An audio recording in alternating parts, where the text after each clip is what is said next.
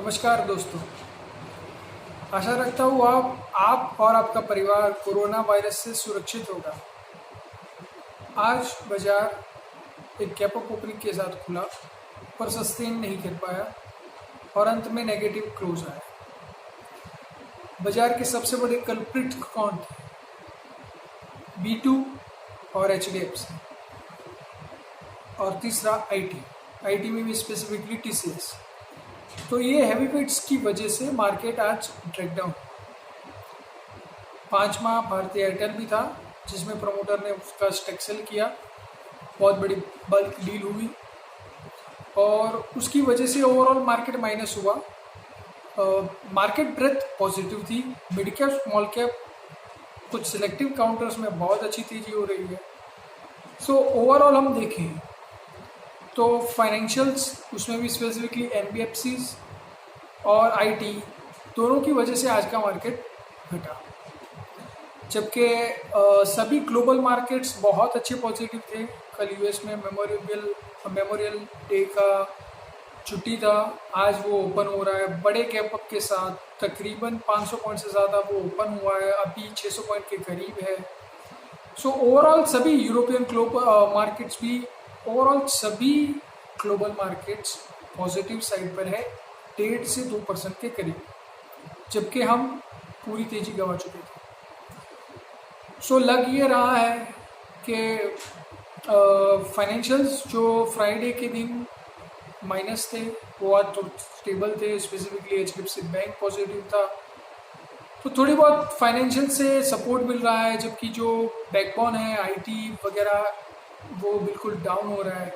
सो IT में मैं specifically कहूँगा 2 दिन के अंदर अगर IT इंडेक्स 14,000 के ऊपर नहीं जाता है तो डबल टॉप फॉर्मेशन का कंफर्म होता है, जहाँ से at least 10 to 15% down movement possible है, यानी कि मार्केट भी उसकी वजह से एक प्रेशर में आ सकता है।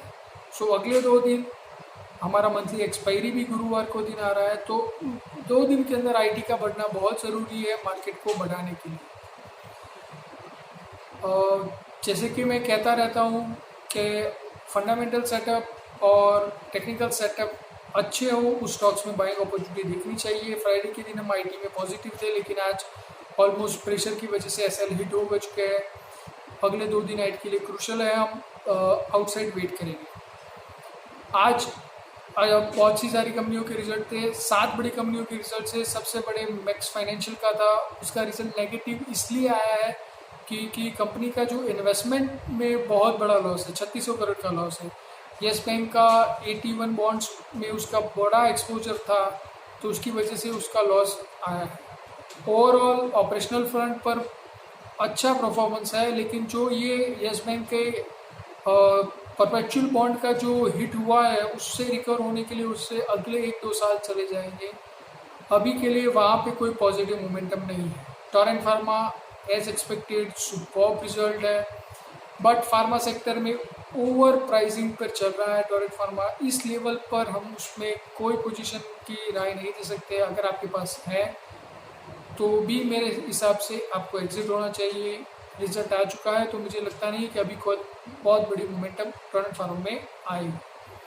केवल किलर जो बच्चों के गारमेंट्स बनाती है और उसमें बहुत बड़ा मार्केट शेयर रखती है, एक्सपोर्ट ज़्यादा करती है, इसलिए वो हिट हुई है। मार्च क्वार्टर का रिजल्ट उसका भी ख़राब आया है, क्योंकि एक्सपोर्ट में और डोमेस्टिक मार्केट दोनों में उसका परफॉर्मेंस वीक है।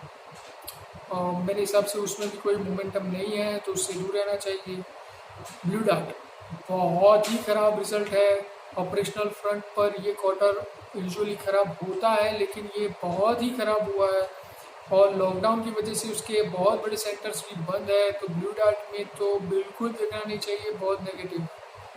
VIP इंडस्ट्रीज सरप्राइजिंगली रिजल्ट बहुत वीक है और मुझे नहीं लग रहा है कि VIP भी कोई रिकवरी दे सकता है। तो ऑपरेशनल फ्रंट पर प्रेशर में है और कोई डिमांड रिकवरी दिख नहीं रही है, तो VIP से भी दूर ही रहना चाहिए। दीपक नेट सुपर्ब रिजल्ट, बहुत ऑपरेशनल फ्रंट पर, सभी फ्रंट पर बहुत बढ़िया रिजल्ट है, तो उसमें इस प्राइस पर ही, जबकि वो 52 वीक्स का हाई है, फिर भी बाय करना चाहिए। पॉजिटिव मोमेंटम है। मेरे हिसाब से दीपक नाइट्रेट अच्छा टेक्निकल और फंडामेंटल सेटअप है, उसमें बाय अपॉर्चुनिटी देखनी चाहिए। ऑटो एक्सेल जो एक्सेल्स बनाती है उसका भी रिज़ल्ट बहुत ख़राब है, बहुत हीट है, तो मुझे नहीं लग रहा है वहाँ पे भी कुछ पॉजिटिव है। ये रहे आज के रिज़ल्ट के कुछ। अभी हम जिस पे टेक्निकल सेटअप में पॉजिटिव है, जैसे कि अदानी गैस, एम्फासिस, आज के लिए आज एमसीएक्स ने बहुत बड़ा ब्रेकआउट दिखा है सभी टाइम फ्रेम के चार्ट पर, तो मेरे हिसाब से एमसीएक्स और एक पॉलीमेड करके कंपनी है जो मेडिकल इक्विपमेंट बनाती है, उसका भी बहुत पॉजिटिव चार्ट सेटअप है, उसमें भी एंट्री लेनी चाहिए। सुमी केमिकल जो फुटसी के इंडेक्स में आने वाला है, तो उसका भी बहुत पॉजिटिव है, तो वो लेना चाहिए।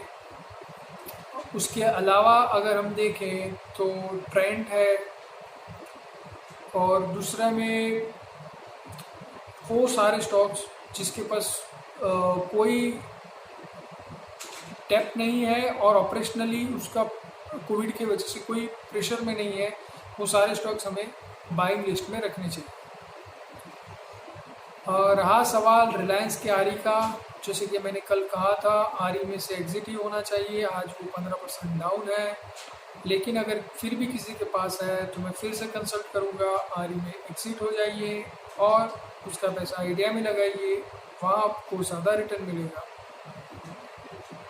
कल के लिए दीपक नाइट्रेट और एमसीएक्स, पॉलीमेड, सुमी केमिकल, ये 4 नए ऐड है, वहाँ पे पॉजिटिव मोमेंटम की पूरी अपेक्षा है। कल के ट्रेड के लिए ऑल द बेस्ट, शुभ रात्रि।